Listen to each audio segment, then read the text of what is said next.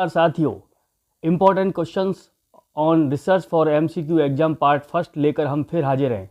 आपका लगातार प्यार कमेंट बॉक्स में हमें सुझावों के साथ मिल रहा है। आप इसी तरह प्यार बनाए रखें, लाइक कमेंट और शेयर अवश्य करें ताकि ज़्यादा से ज़्यादा स्टूडेंट्स का हो भला और आपका हो लाभ। आज शुरू करते हैं क्वेश्चन नंबर 1 से। पहला क्वेश्चन जो कि अक्सर यूजीसी नेट और एमएड बीएड के एग्जाम्स में आता रहा है, शोध पर जो शोध तात्कालिकता अनुप्रयुक्ति का लक्ष्य करता है वह कहलाता है। जी हाँ, गैस कीजिएगा और ये बिल्कुल आपके सामने स्क्रीन पर है, क्रियात्मक शोध। जो क्रियात्मक शोध है वो तात्कालिक अनुप्रयुक्ति का लक्ष्य करता है। दूसरा क्वेश्चन है, बहुत इंपॉर्टेंट क्वेश्चन है जो यूजीसी नेट में अक्सर आते हैं और इसके अलावा पीजीटी टीजीटी में भी आते हैं। अगर शोध की बात करें, शोध नैतिकता किसे शामिल नहीं करती है? देखिए, नहीं पर गौर कीजिएगा, व्यक्ति परकता को, इंडिविजुअल को नहीं जो है ये शामिल करती है।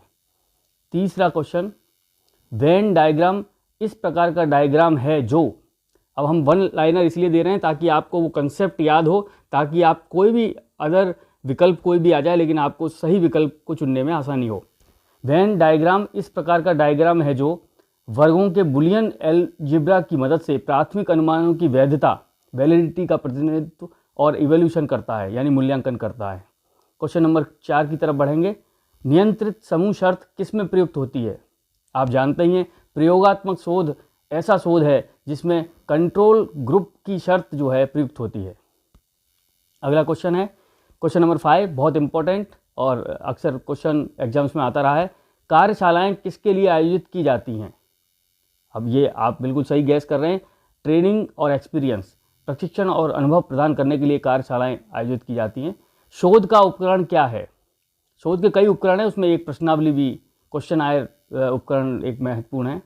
शोध को नैतिक नहीं समझा जाता है यदि वह, यानी कि आप समझने की बात करें कि अगर नैतिक कब नहीं समझा जाएगा, जब उत्तरदाता की गोपनीयता व अज्ञातता को निश्चित नहीं करेगा, तब शोध की नैतिकता को नहीं समझा जाएगा। क्वेश्चन नंबर 8 की तरफ बढ़ते हैं। एक शोधार्थी के आवश्यक गुण होते हैं। अब गुण देखिए कितने होते हैं, वो आपको अगर ध्यान होगा तो ऑप्शन में कुछ भी आए आपको गुण ध्यान होने चाहिए। स्वतंत्र प्रश्न की प्रवृत्ति, अवलोकन एवं प्रमाण पर निर्भरता, ज्ञान का व्यवस्थीकरण एवं सिद्धांतीकरण, ये 3 आवश्यक गुण शोधार्थी के लिए बहुत जरूरी है, बेहद जरूरी है।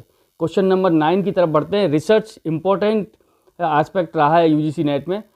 9th है क्वेश्चन, शोध किया जाता है किसके लिए? शोध करते हैं हम, रिसर्च करते किस लिए? खास करके जब हायर एजुकेशन में, तो हम शोध करते हैं नए ज्ञान के सृजन के लिए, क्रिएटिविटी के लिए, शोध उपाधि प्राप्ति के लिए, विद्यमान ज्ञान की पुनर्व्याख्या के लिए, यानी कि जो विद्यमान ज्ञान है, जो आजकल प्रीवियस नॉलेज है, उसकी पुनर्व्याख्या क्या की जा सकती है। यदि कोई शोध आज से 50 साल पहले हुआ है किसी विषय पर और अब टेक्नोलॉजी बदल गई है, तो उसमें क्या क्या नए नए इवेंट जुड़ गए, नए नए उपकरण जुड़ गए, उसकी पुनर्व्याख्या के लिए भी शोध किया जाता है। क्वेश्चन नंबर 10 की तरफ बढ़ेंगे। बहुत ये भी एक इम्पॉर्टेंट क्वेश्चन है एग्जाम की दृष्टि से। एक प्रक्रिया के रूप में शोध का अर्थ स्पष्ट करने के लिए निम्नलिखित सूक्तियों में से कौन सी प्रासंगिक नहीं है? 3-4 सूक्तियाँ आएंगी, उसमें से कौन सी नहीं है, तो ये आपको ध्यान रखना है क्योंकि प्रयोग एवं त्रुटि, जो एक्सपेरिमेंट एंड एरर है, वो इसमें प्रासंगिक नहीं है। उसके बाद क्वेश्चन नंबर 11 की तरफ बढ़ेंगे। एक सतत चर का उदाहरण है।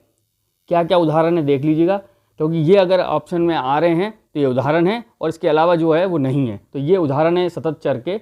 परिवार का आकार, प्रज्ञा जिसे बुद्धि भी कहते हैं, और ऊंचाई।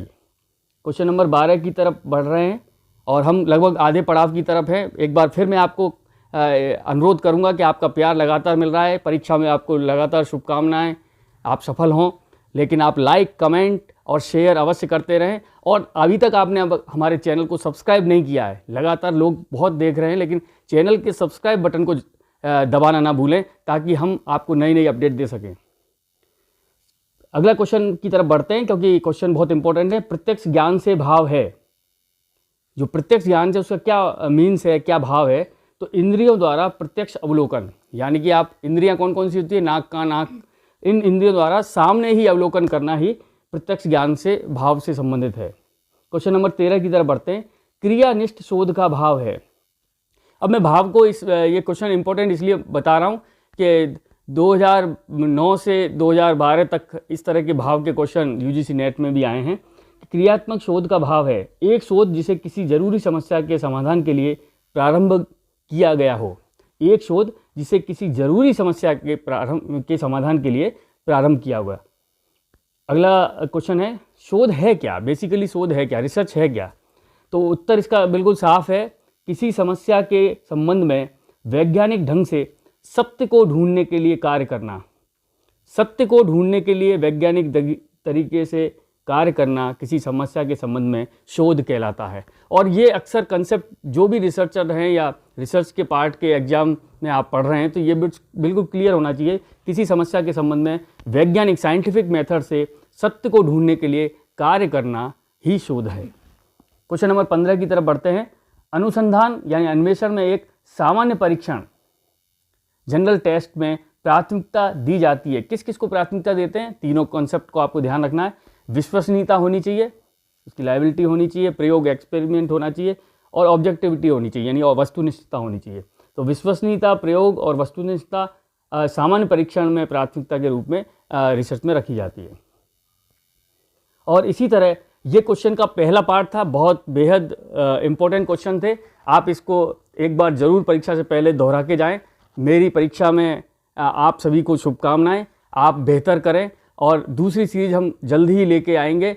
आपको अगर ये वीडियो पसंद आई हो तो लाइक, कमेंट और शेयर अवश्य करें और चैनल के अपडेशन के लिए सब्सक्राइब बटन को दबाना ना भूलें। जय हिंद, जय भारत, धन्यवाद।